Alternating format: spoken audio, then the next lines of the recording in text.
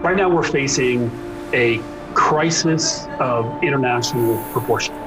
It's a healthcare crisis, but it's also an economic crisis. It's going to have long-term impact for us. And we're going to see that the biggest impact is actually going to be acceleration of inequality.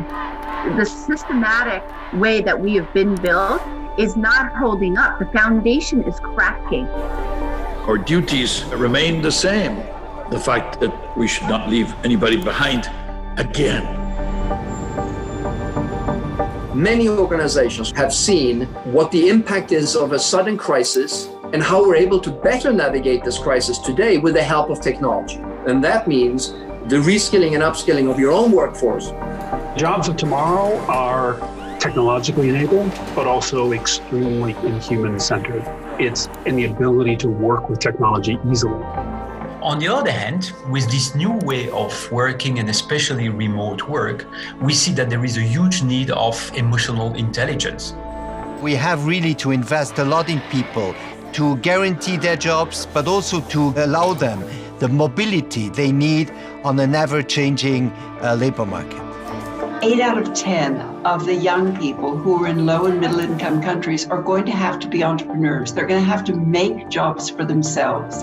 Having creative curriculums and teaching creativity is enabling your learners to have transferable skills, resilience, mastery, collaboration, asking questions, why, how, when. This is what they need in order to thrive in any profession which they choose. The moment you incorporate marginalized segments of society, it changes the product offering, it changes the way that we think about supply chains. When you cater to the margins, the positive externalities in economic terms are pretty enormous. It is critical that leadership understand that the burden of responsibility of driving change starts at the top of the organization, so that corporations can give back to the communities, make them more resilient as we deal with these issues around both economic and racial inequality.